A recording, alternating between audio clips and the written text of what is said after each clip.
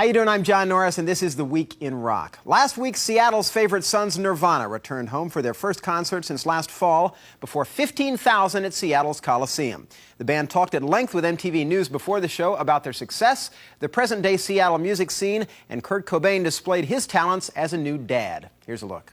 It's time to burp. Look at those beautiful blue eyes. Yeah, see if you can burp her.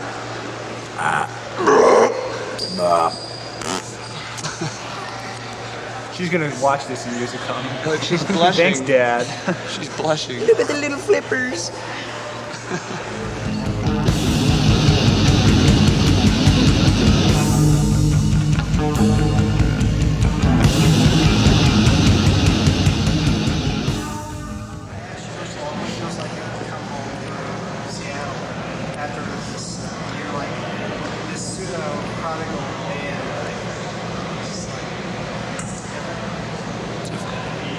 I don't know, I saw Sammy Hagar here about 10 years ago. No, probably even longer than that. I was in 7th grade. Yeah, it's quite a reception. We're gonna walk on stage to Ozzy Osbourne's "'Cause Mama, Mama, I'm coming home." There's gonna be people waving their arms. And we're gonna come down off like clouds and gently land on stage. Wow. You know, I saw Sammy Hagar here about 10 years ago. And Chris was booted out of here about a year ago. Oh yeah, you're banned from life here. Yeah. You got in trouble at the Sonic Youth show, didn't you? Chris's face is on a Polaroid picture in the office. Banned for life. You blew my cover. Are you glad that Nirvana's back in town? Yeah, sure. Yeah, it's pretty cool. It's pretty strange to see him on TV. Yeah. Since we rode big wheels with him. Yeah, we rode big with Kurt. Okay, what do you think? Nirvana's back home. It's gonna be great. We're ready for it. We're ready for it. We've been waiting so long. Seattle! All right. There's no other music like Seattle music. That's right. Nirvana, Helmet. It's definitely the biggest place we've ever played, and there's lots of plastic seats, and the drums sound incredibly large. But I think it's great the exposure these bands have gotten in Seattle and stuff, and certainly flipping the sort of commercial music world upside down. It couldn't be seen as a bad thing at all.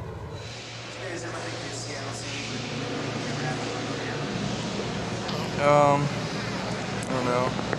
We were hoping it wouldn't, actually. It's gotten a bit out of hand. You know. We were in Portland yesterday.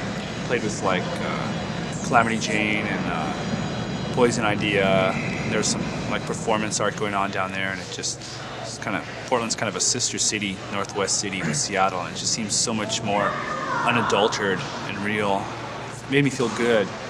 It made me feel kind of whimsical too of what was once in Seattle, now lost forever. We've lived in Washington our whole lives. We're not just these people that move out here. Yeah, and like we're not like these little preppy people like, oh my God, there's Nirvana, let's go. That's dumb. You know, we're not like With these little penny loafers in their little shirts. these people that move up here and start wearing flannel and say, oh yes, I'm from Seattle. And like Nirvana sings like one song. What is it called? I don't know. It's really dumb. There are a lot of really good bands around here that don't get as much attention as Nirvana does, and some that get a decent amount of attention, like Soundgarden and Pearl Jam and Alice in Chains. But there's like a ton of bands who are really aren't getting noticed at all, like Seaweed and the Super Suckers and Grunt Truck. And it'd be kind of nice if those guys got a little bit of the attention Nirvana's getting, because they are good. I like a Portland band, Sprinkler. Saw them play at the Crocodile Cafe. They were really good. Like Tad a lot.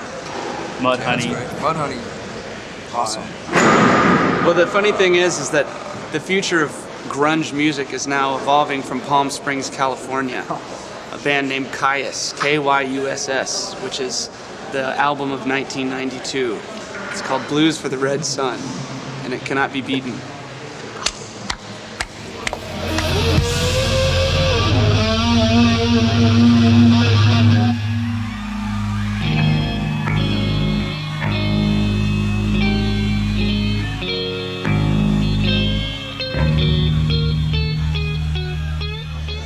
Homecoming is kind of weird, the Coliseum show. Why's that? Because it's so big, so many people. you rather see Nirvana in a small venue? Yeah. Yeah, tell me about it. Why? Well, It's small. it's small. There's not as many people. You can see them closer. You can jump around. Don't have to sit down. Like a year ago, they were playing at the OK Hotel, which was small and a lot better. But hey, they're making money, so good luck to them. It's nice to be comfortable, not worry about keeping the lights on, or I mean, we had some pretty rough times in the past, you know. And I lived off of AM/PM corn dogs for maybe about almost five a year? or maybe a year. I think we lived together about 9 months. Because you can get 3 for 99 cents, and you have 1 for lunch, 2 for dinner, maybe.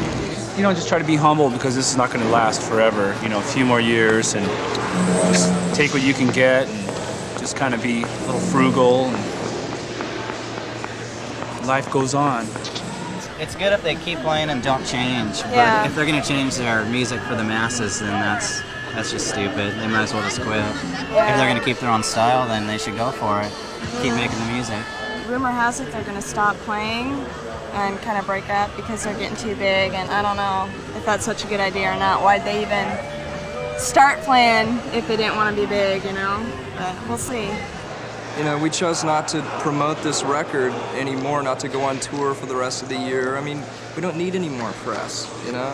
And what press we've had has been pretty damaging. That's why I've always chosen to, you know, select what I do an interview with, and that's why I don't do interviews very often, is because I expect to be misquoted, you know? It happens too often. It's just, it's been really damaging to us, to tell you the truth. It's really affected my personal life a lot. And who else we got here? This is my sister-in-law, my brother, his wife Joan. This is our son Eric. You got a son who's successful. What do you think about I have mixed emotions about it.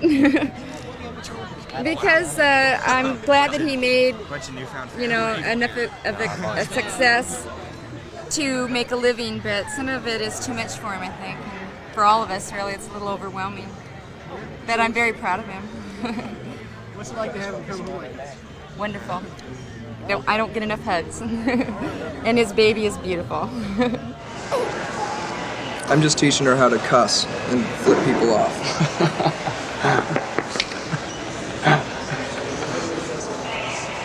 She's almost got it. She's just got to put all the other fingers down. Almost sucking her thumb, too. Come on, suck your thumb. Suck your thumb. Come on. Come on.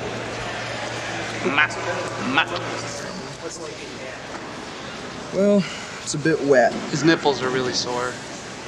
Her eyes are really open. It's wonderful.